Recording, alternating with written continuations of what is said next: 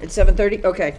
I'm going to call to order the meeting of the City of Groton Committee of the Whole for Monday, July 25th, 2016. Would the clerk please call the roll? Present are Mayor Marion Galbraith, Deputy Mayor Keith Hedrick, Councilors Angelo Vento, Jill Rusk, Stephen Sheffield, Conrad Heath, Finance Director Ron Newhouse, Clerk Deborah Patrick. Excused is Councilor Lawrence Garrish. Thank you very much.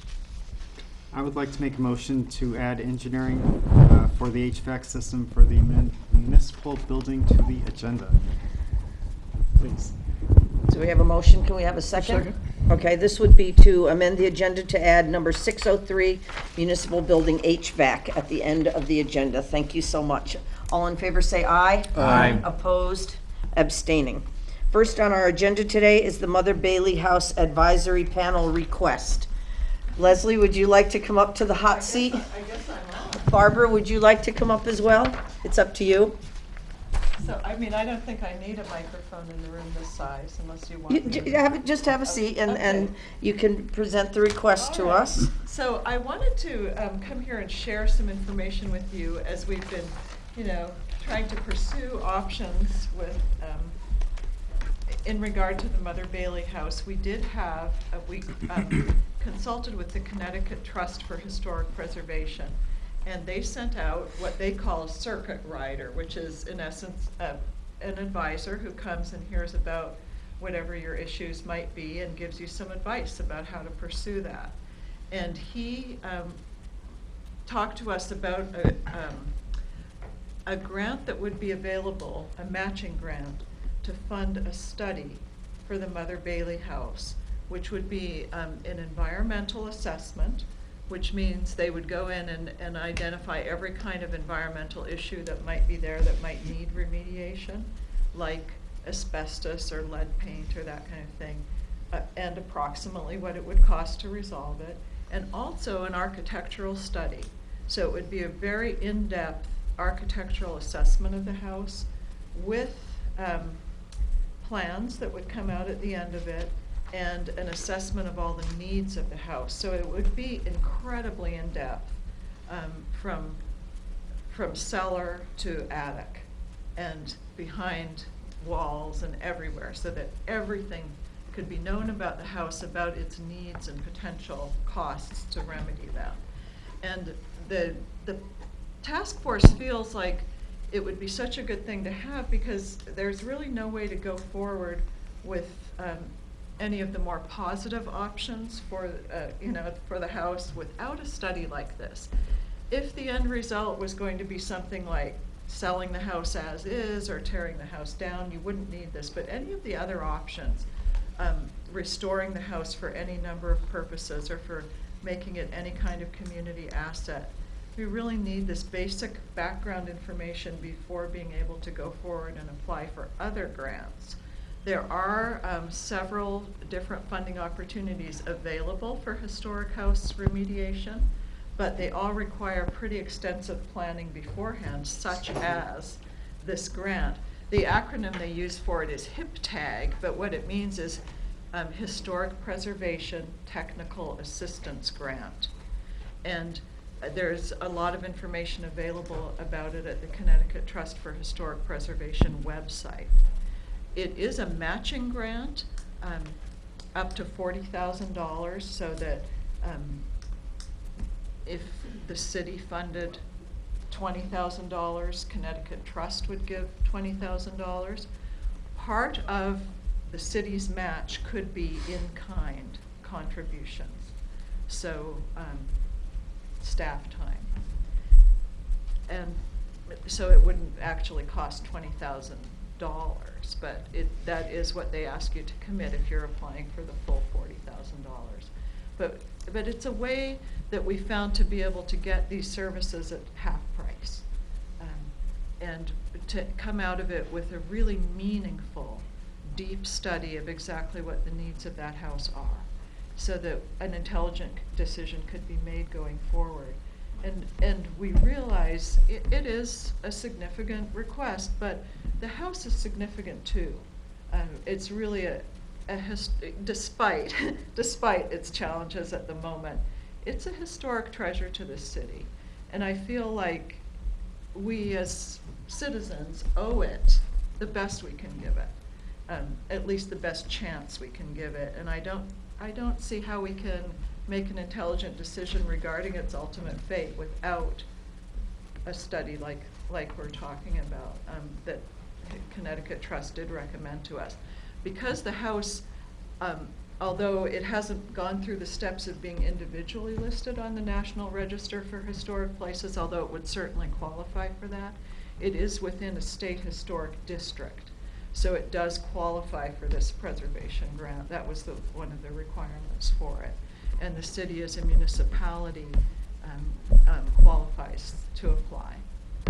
So that's what we've come here to share with you today. I think that's been one of our most significant findings so far as a task force. We do have a couple months to go, but we did realize that if it was something that the city might want to pursue soon, the deadline to send a letter of intent or a letter of inquiry is September 15th. So we didn't want to wait until the full length of our task force ran out, because then we'd have to wait until next September 15th to apply. Gotcha. Well, there's 2 rounds. There would be another one in the spring. Yeah, so, But, I mean, it's maybe not a year, but anyway, just to make you aware of it, and that this is an opportunity to get what could be $40,000 worth of work for $20,000, and some of that be an in-kind match. So it's a good financial opportunity to get a great study done. If I could just point out that the chair of the committee has arrived. This is Hallie Keeler, for those of you who don't know her. Leslie volunteered to speak for the committee in your absence. I also would like to point out that Tim Jackson is here as well, who is a member of the committee. Hallie, was there something you would like to add to that? I know you missed some of I it. missed the beginning, and I honestly didn't think we were going to be right up, but that's my own fault. Great. That's a nice surprise. Just what Leslie had said, but also that these assessments, no matter what, I don't need a microphone. Oh, no, it's for the TV. It's for the Oh, TV. oops, And you sorry. might even want to turn your chair a little bit, Oh, so, I you know, don't. so that the TV can see something other than your back. That's my best That's side. perfect, okay. Really, no, this is perfectly all right. No matter what path we choose, and nothing is set in stone. We've looked at residential, we've looked at museum, we're looking at commercial, we've looked at a few things that we don't want to think about. But anything we do is going to require that we have an environmental assessment and that we have a structural assessment. And there's no way we could get all of that for less than the amount that we would have for a matching HIP tag. And if we were to follow that route, I don't know if you went further on to the small cities? I didn't delve into that. Okay. If the city chooses to go through the historic preservation technical assistant grant route to get money for these studies, then the city would then be eligible for what are called the block grants that are called small cities. We're no longer eligible for the steep grants, which are community block grant program. But small cities is a block grant program that's open to this municipality. And that could provide significant funds towards affecting the structural fixes and doing the actual, these are just, the HIP tag grant would provide the money for the studies, but small cities could potentially provide the money to do the actual work, which could be a big step towards what the next step is. What is chosen ultimately to be the end result will make a difference on what kind of grant we get. Because, for example, you know, one grant would be if it were to be residential and there would be an income restriction, and then another one would be well, if we went the museum route, there would be a little bit more paperwork, but we'd be eligible, excuse me, for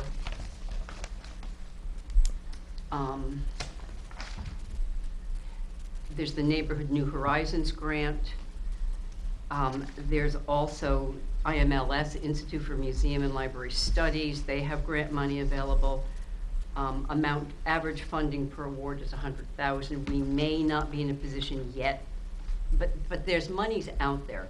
But no matter what we or the city chooses to do, they're gonna need the structural assessment and the environmental assessment, and this is a way to get it for, you know, half price. Council, questions, comments? Oh, go ahead. No, no, please. Thank you for the presentation, ladies. The block grant, if we were eligible based upon if we get this initial assessment, environmental assessment, have you analyzed the amounts of the block grants that the city could be eligible? You know, what's the maximum amount that? Funding for small cities. Yeah. It has to be, project work must be consistent with the Secretary of the Interior standards for the treatment of historic properties. And if I'm not mistaken, that is 100,000? I don't know why that number isn't right. I think it was more than that. Yeah. I think it was Up to up to 400,000. 400,000. Oh, yeah, But they yeah. have a lot of stipulations, like, that would be if we were intending to use it for, housing. They give money to restore the house to certain standards, which are pretty high. And then the city would sell the house to, you know, a family who would live there that has to be within certain income Right, okay. standards Okay. and guidelines.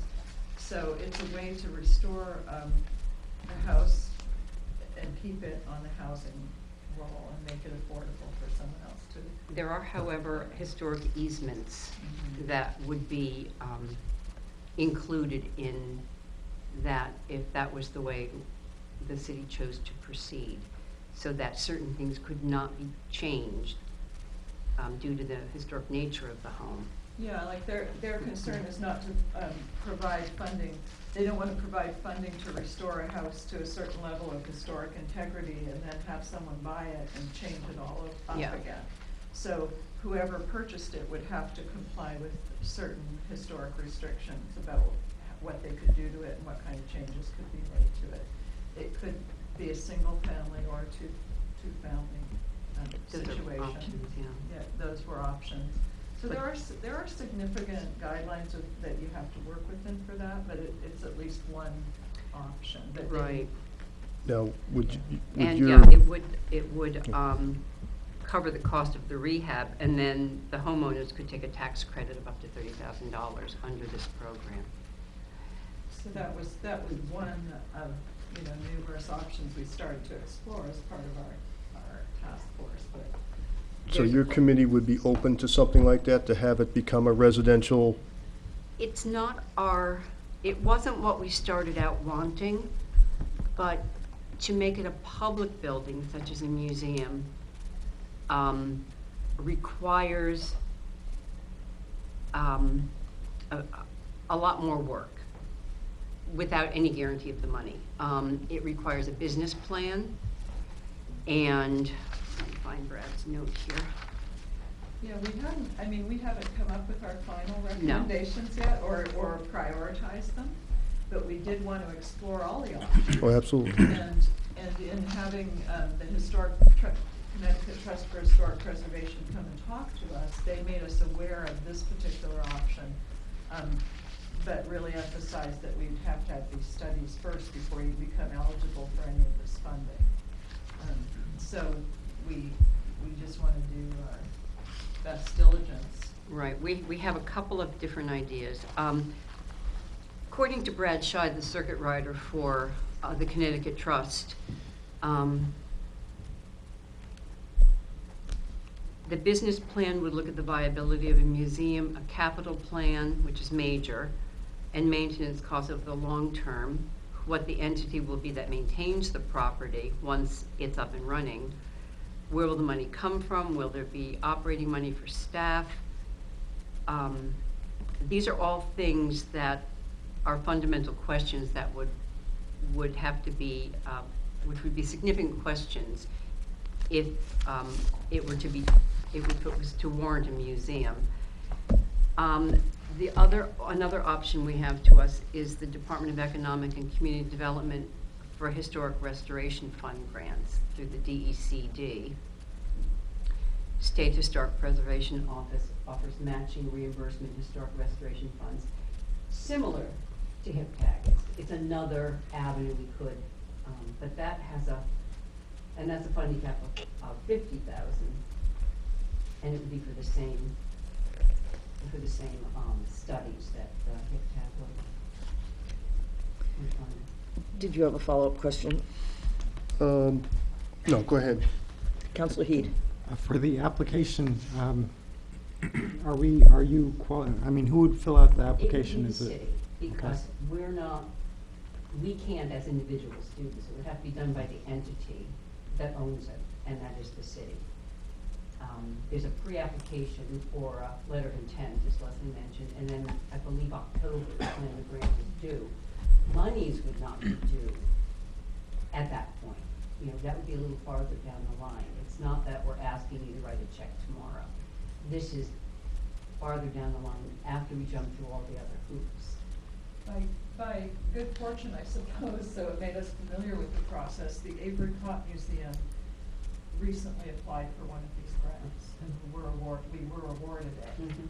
It is a fairly, it's a very thoughtful process you have to engage in, but it's not so daunting that, you know, you feel it's a burden. They do really want you to have really thought through what you're asking for and what your goals are. And there is a fair bit of documentation that has to be submitted with it. But it's a very doable process. So is it going to count against us that we don't know what our goals are yet? No, because you can have, I mean, it is a planning grant, but, I mean, they're assuming that your goal is to try to preserve the property. Okay. Say, as opposed to tearing it down and making a parking lot or a new building there. Like their focus is historic preservation, and that's what they're there to help people do. So they, you know, but they are also understanding that, I mean, sometimes it comes out at the end of it that maybe it's beyond your ability to do, and that's what the study would tell you. Or that there's, you know, in some cases, like, say, for instance, an old textile mill, they might find there are so many, you know, environmental issues to deal with that it's just not fixable by whoever might own it. Usually what they're trying to do is provide you with some really useful information so that you can go forward knowledgeably exploring your future options. They don't expect you to know when you apply for the grant that you're going to make a two-family house out of it or you're going to make a historic house museum out of it. They're there to help you get to the next step. Yes. But if I remember correctly, this gives us, this grant would allow these studies to be conducted, which would give us the foundation Correct. for the next step, Yes. Correct. whatever that is. Yes, And you can't, there's really no option with all these other granting agencies. They are not going to give any funds away without these studies. Right. Now, So- the very first grant that we discussed, if I remember correctly, that was not a matching grant, right? That was a full grant? Which one was that? The very first one we talked about, No, they're all matching? Yeah. Okay, Yeah. then I'm not They remembering are. To correctly. some extent, yeah. The difference is that the Department of Economic and Community Development one, that's a matching grant too. But it's for higher now. But you have to actually pay for it yourself and then get reimbursed. Then you get reimbursed later when you finally complete the task. And they don't allow you to use any kind of in-kind match. So even they recommend that you're better off to go through the Connecticut test. Mhm. Yeah, we actually spoke with, Just today. just today, we were at a meeting up in Hartford with one of the other circuit riders for the Connecticut Trust. Not about this, but in the conversation, he was talking about these kinds of grants and the comparing and contrasting And the value of them. it's pretty interesting when, you know, thinking about a museum. It doesn't have to be a historic house museum just like the Avery Copp House or the Ebenezer Avery House that's furnished to a certain period. We had some discussion in our task force. What about, there are types of museums called architectural study houses. And I went and visited two of those this past week in Massachusetts, one that's owned by Historic New England and one that's owned by the National Park Service in Salem, Massachusetts. And what they have are houses that are significant resources in their community, but instead of restoring them, going to the expense of bringing them back to their original, what they've done is use them to be able to highlight construction techniques from bygone centuries. So they'll expose walls rather than put in new ones. And so you can see exactly how the staircase looks from underneath, or how the chimney was constructed, or what the post and beam construction inside the walls is like.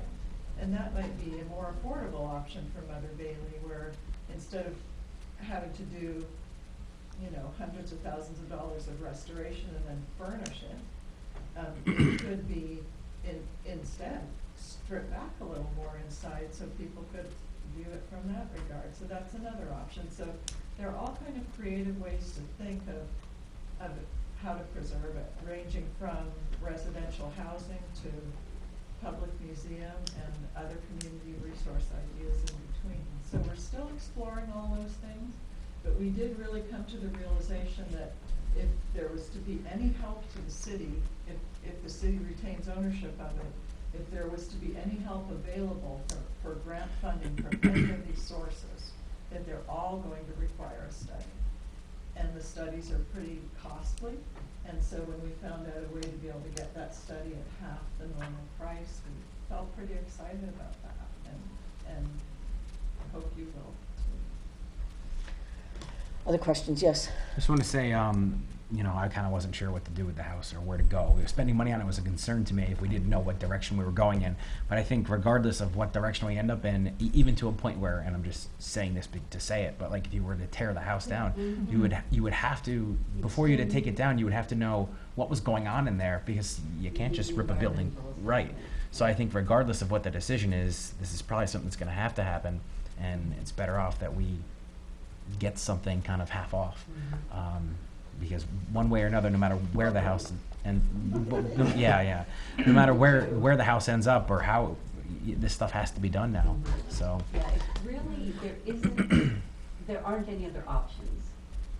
And I think the quality of study we would get out of it, there are lots of studies you can sign up for and pay for. But because you know, of the level of quality required by the Connecticut Trust for Historic Preservation, it's going to be the best you can get. Yeah.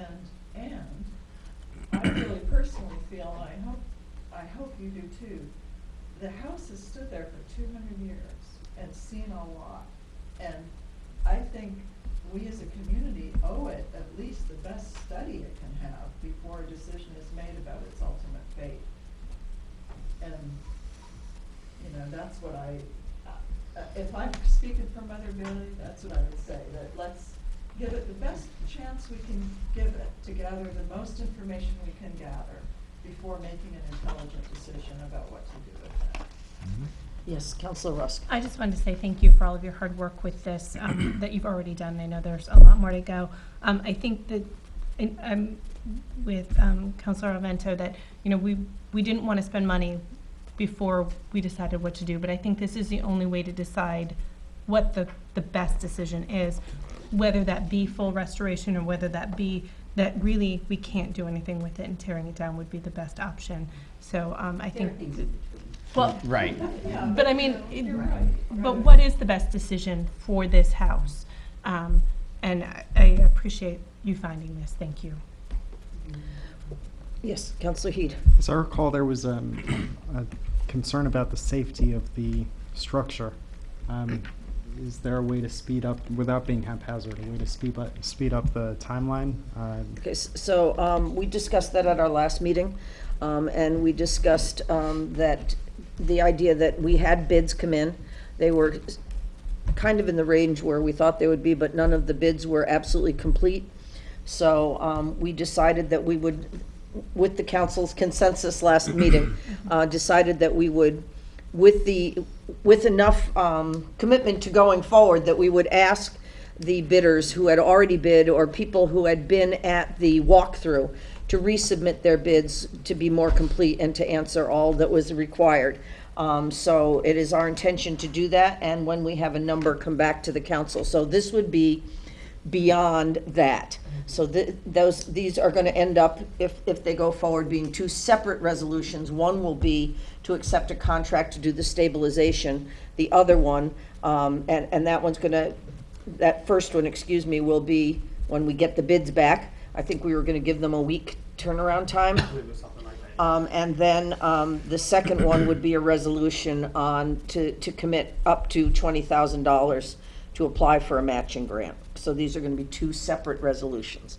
So, but I do have a question on this. So what kind of in-kind contribution would they accept in lieu of money?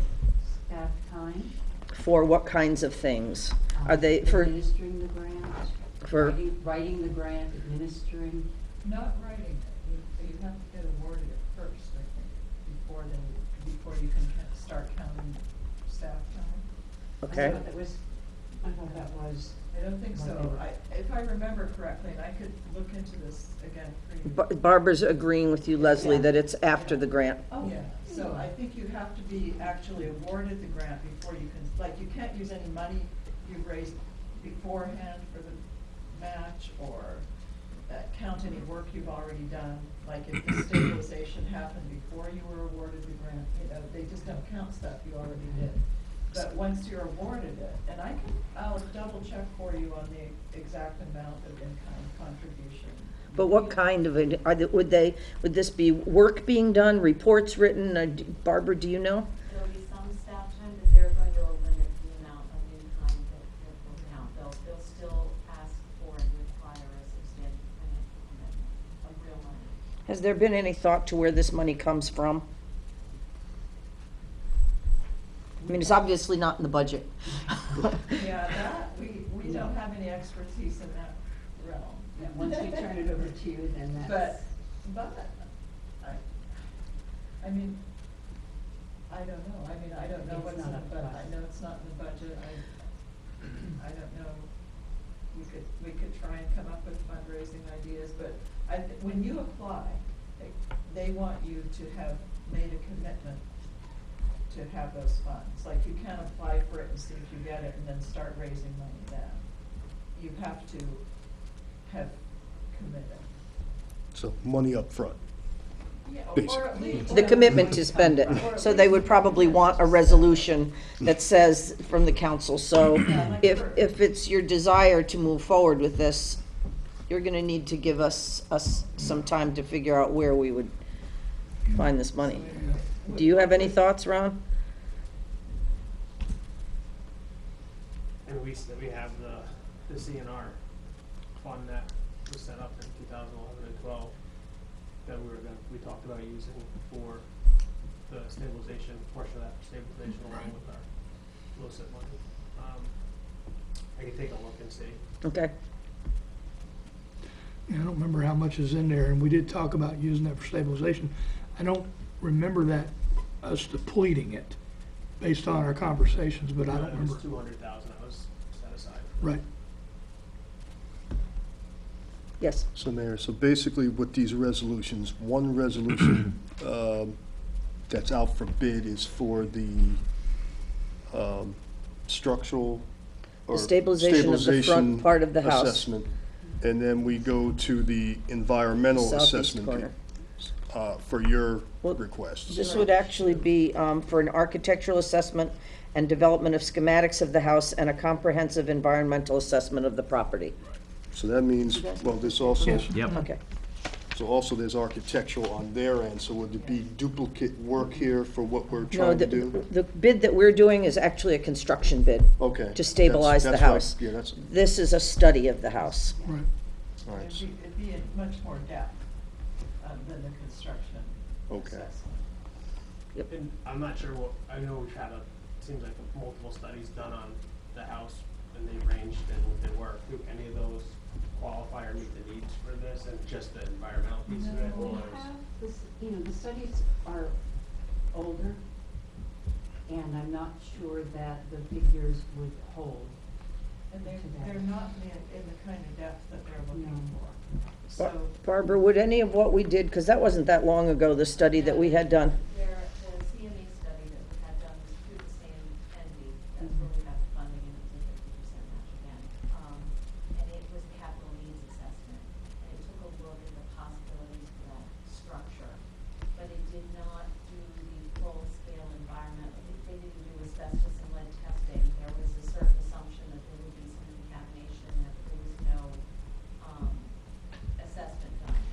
So like it's that. not a duplication. So it's not a duplication, it would be the next step. It's not this is not a progression, the stabilization of the corners and the rot is kind of we have to deal with it to stabilize, but, it was thrown in the mix, and that's not, because otherwise it does look like you're taking a step forward and then taking a step back, you're not. Okay. You're addressing an issue, and in the course of that, they may have to do some testing if they come across something that looks like asbestos or. Counselor Rusk? If we don't agree, if the council doesn't agree to fund this, what is your next step? We would have to regroup and think about that. Our charge is to give options, to present options to you. If you choose not to fund the study, then you'll have to find another way to get that information to go forward with whatever other suggestions we make to the council. It's not our job to come up with the money, it's our job to make recommendations to you and Mm-hmm. Although, what we'd have to recommend, if we knew that there was never going to be a study, we would know that the city, in all likelihood, wouldn't be able to follow certain avenues. And so those would be closed to Mother Bailey House in the near future. Without a study, unless you find another yeah, way to fund it. unless you could fund the restoration completely, yourself.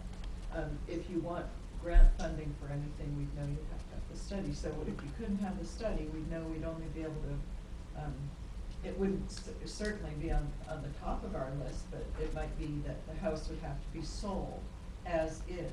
Now, we were advised by the Historic Trust for Preservation that whenever they've seen that happen with houses like this, the only buyers you're going to attract are the kind of owner it already suffered through, who is just gonna want to buy it cheap, rent it, or break it up, or it would become an investment property for someone until it just was ruined completely. Although it would not be safe to do so. I don't No. think they'd get any kind of certificate So, of occupancy you know, without some structural work.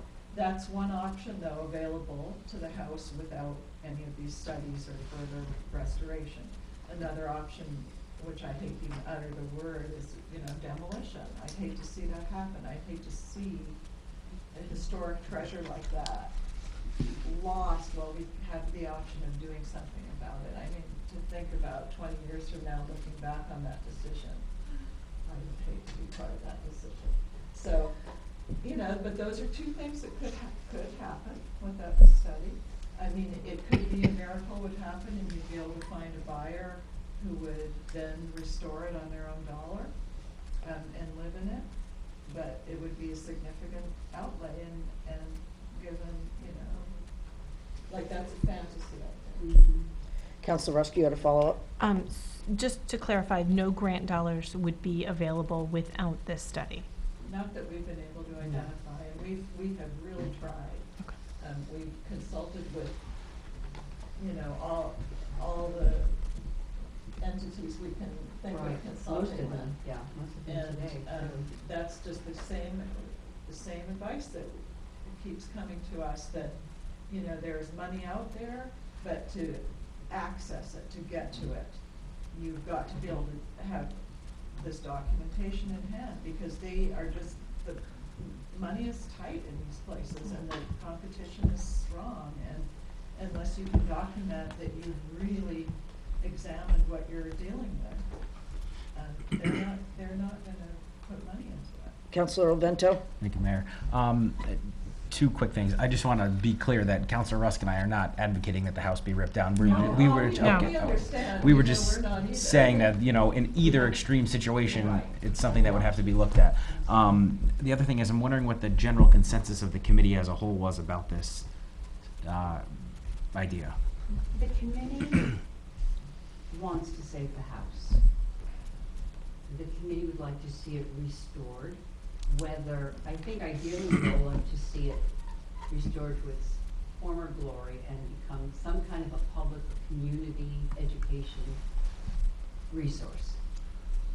That may not be the most realistic option that we have on the table, again, because of what grant money is available and how much more more difficult it would be to do that, but it's certainly an option, and that's what the committee pretty much wanted from the beginning. We just want to see it come back. And we know that, I mean, ultimately, there might be other options, like a Friends of Mother Bailey kind of group, a Mother Bailey, an independent nonprofit organization that would administer it. So that, you know, maybe the city wouldn't always have to keep it. Maybe they could give it or sell it for $1 or something to a nonprofit entity that would have formed to care for that house and use it as a community resource. It could be, it doesn't have to be only about history. It could be, you know, with the advent of the Thames River Heritage Park and people coming on the water taxi and all the things that we hope, the revitalization of Thames Street that we hope to see, it could be a key visitor center kind of place for that, a place where people come and find out what else they can do in the city of Groton, a place to learn about how to restore their own houses in the neighborhood. There could be all kinds of things going on in that house that would benefit the whole city, not just people who like old houses. Yes. To address Councilor Vento's question, there's, my understanding from being at the meeting is that there's different discussions on which way to go. People have different opinions. Yes. And there are different camps as far as what the ultimate use of Mother Bailey would be. However, for this effort here, everyone was on board coming to the council Yes.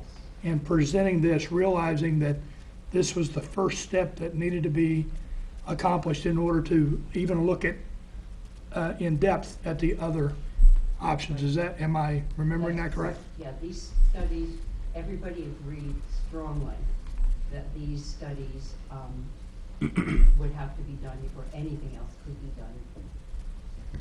So what, I think unanimously, we all feel like we really want to make the best informed decision we can make, but we feel a bit stymied because given the length of time we have and the ability we have, we can't see through walls, we can't, you know, can't work magic.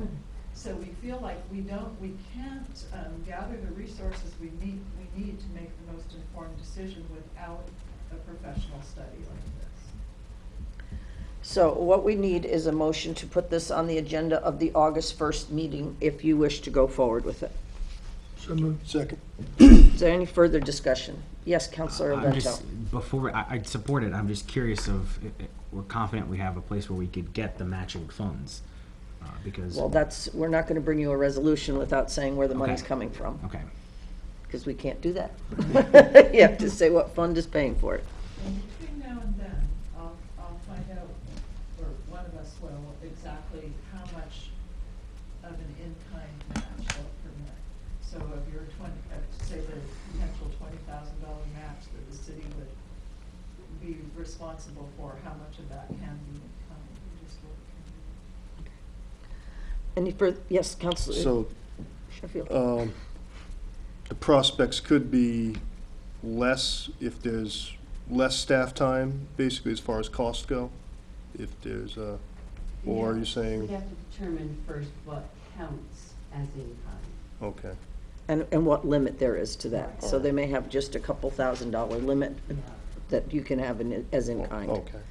We need to know what copies we make. To be very limited. We don't know And it's that. several $1,000s. Well, we don't know that. Is there further discussion? Seeing none, all in favor say aye. Aye. Opposed?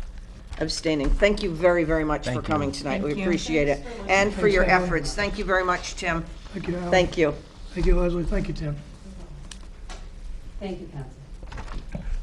Okay, next on the agenda is 640 Long Hill Road property disposition. So just to give you some background, this is the piece of property that is over by, thank you, Barbara, that's over by, in the shopping center that has TJ Maxx and Goodwill and the pet supply store and all of that. You may recall that we voted that to be surplus property that we no longer needed. We did have an appraisal done on the property.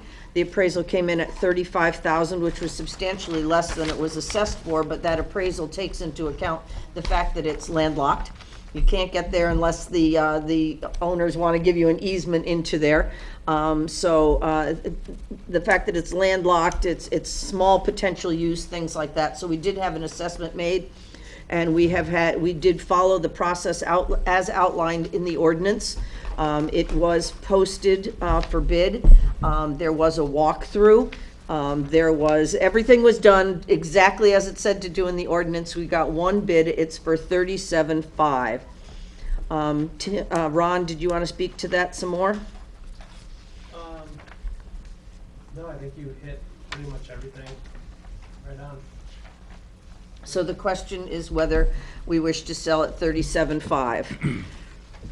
Yes, Counselor Rusk. Just a quick question on here. The purchase price says 37,000. I'm Yeah, sorry. 37. I'm sorry, Okay. my mistake.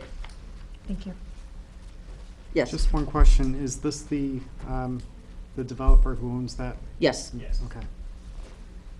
yes. And basically, just so people are watching, they're not aware, the idea was that this space that's not being used by us anymore would now become parking spaces for what I'm assuming is the new store that's going in there or Correct. whatever. So this is an abandoned piece of property that once had a transformer on it. It's of absolutely no use to us whatsoever. It just is simply of no use. The asking prices were greater than the value that we had it appraised for. So, And it'll cover like the appraisal fees that we've had and the admin paper, so even it'll cover those additional costs that we're getting. what it might not cover is, we're gonna have to have our lawyer look over, the agreement to sell. So that's a piece, but actually, the ad and the appraisal it might cover that too, but. Just out of curiosity, how much was the ad and the appraisal? If I remember correctly, the appraisal was around 12,000 to 1,200, and the ad was under 500. Okay. And where will this money go once, if we sell this money, where does it go into the budget? Currently, the plan was to put it into the general fund. We could talk about if we wanted to put it into the equipment replacement or the CNR fund for other purposes, but the plan originally was to put it into the general fund and build the balance. Any further questions? Then we need a motion to move this to the agenda of the August 1st meeting. So moved. Second? All in favor, say aye. Aye. Opposed, abstaining. We have a motion to authorize, we have an item to authorize a memorial bench for Vicky Foster and to authorize a memorial bench for Barbara Tehan. Why don't we take them together, if that's okay? Would you like to come forward? So we do have a process for people who wish to purchase a memorial bench. And it does go to the Parks and Rec Committee, as I believe. Parks gets it Beach, I always get that And backwards. they make a recommendation based on the letters that come from the families and the recommendations of both these families was that they would like to, for you guys to approve the memorial benches and the two, Vicky Foster and Robert Lee. The families pay for them, so this is not an expense to us. Although our park people build them, that the cost of that is covered by the families. Yes, What's the usual lifespan for one of these benches? Well, it depends where it's located. The ones at the beach last, they last for, they don't, we paint them every 2 years. If they start to rot, that usually about 6 to 8 years. and then what happens to We'll them? replace them, we'll refurbish them. Okay, But there's 9 of them at the beach right now, and I believe all but one has been put in the last 10 years. So there's only one that we've had to refurbish since it was here when I got here in 2006. at one time, we talked about asking people, suggesting to people who are thinking about benches to think about planting a tree that would be, because we need to replace trees down there. Has there been any suggestion of that to people? Then we have, there's actually a request that came in today that hasn't gone to Beach and Parks, and they've actually requested a tree. So, yeah, because you could do a tree, and then we also have, memorial stones around the flagpole at the beach, but I think it's something we have to establish first, because you can't just put one stone out. You have to have it built, and then we Yeah. put a stone here and there, put Yeah. on it, so. We do have space at the beach, though. I mean, we still have space for a good 8 to 9 more benches, and then one of these is requested to go to Griswold Point. So, out of the one, there's one at the beach and one at Griswold Point out of these recommendations that came in this time. Any other questions for Mary? Seeing none, we would need a motion to move both of these items to the agenda for the August 1st meeting. So moved. Second. All in favor, say aye. Aye. Opposed? Abstaining. Number 603, Municipal Building HVAC. Tim? Let me hand these to you. I'll pass one to Brad. One to Deb, sorry.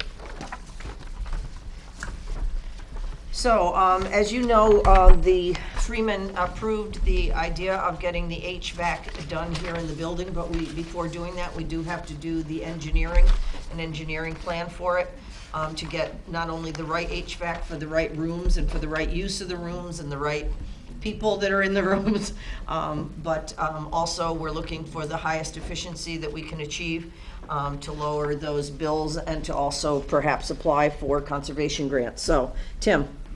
Several months ago, Colton and I presented a budgetary figure for the HVAC systems. We have a company that's working locally to price out what we needed to replace.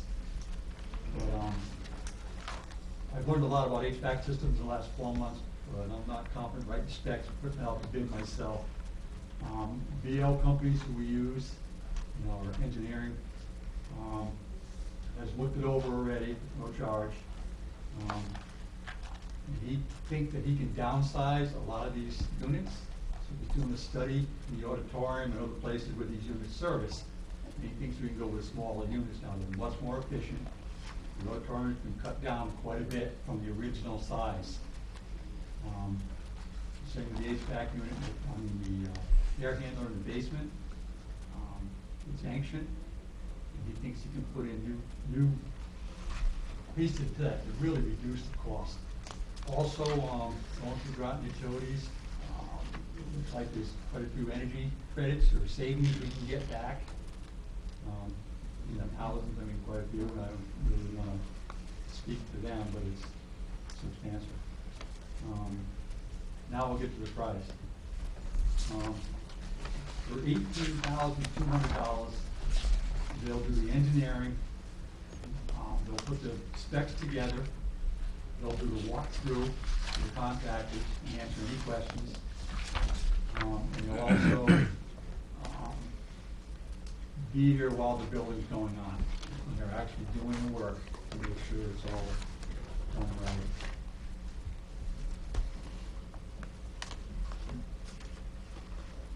Questions for Tim? Yes, Councilor Vento. I don't know if you know, you probably do, but when was the last time that the current system was updated at least? Or is this the original? Some of them are original, yes. Some have been upgraded, updated, but I'll say the gas used in them, the Freon, Yep. is outdated now. You can no longer use that. So when they leak or they gotta be replaced, you can't plug in the new, Right. the new unit. And in talking with the engineer, this is one of the owners, his specialty is HVAC systems. He just thinks the efficiency will be. Yep. Would this be, now the plan was not to do all of the HVAC in one swoop, but would they still be doing the engineering for all of the HVAC, or is this just the engineering for the part that we plan to? He feels there'll be enough savings that he'll do what we initially wanted to do, the 4 that we were gonna do. Plus, we have one that's kind of acting up on the other side. And he thinks he can do that as an addendum. He'll put all that in here so we won't have to go back out. And if the money comes in under, we could tie another one into that. But this won't engineer all of the HVAC for the building. So we applied for a grant, for a neighborhood assistance grant, which was approved by the town. Of course, we don't know what, if anything, we'll get from the state to try to do additional units to move forward with this. What happens if we get that grant? Do we have to then add another engineering component to this? I guess we could just do the study right now. I don't know how you want to handle Oh, it. I mean, if we're going to do what's the difference in cost if we get all of the engineering done at once and then can add the units rather than re-go out? I mean, other things, I know the construction administration would have to be done again the next time we go out. The bidding support would have to be done again. But with the field investigation doesn't appear to be much, but maybe the construction documents, I don't know, is there any savings in doing it in one fell swoop rather than in two? There probably would be, just at the time they come out here and size everything, but you still need the crane here to pick them up and replace them. Right, but that's not included in this cost anyway. I'm just talking about the engineering cost. I can definitely find out. You're talking about full engineering versus partial. Yeah. Okay. I Or at agree, least that what, makes or at sense. least what we think we could achieve if we were to receive the neighborhood assistance grant. Right. Because if that's, 5 units or 6 units instead of 4, they're 8 total, correct? Then at least we wouldn't have to then go to them again and have them do another bidding support and another. So maybe we should think about what it is we want to add in and ask them to do it as an adult.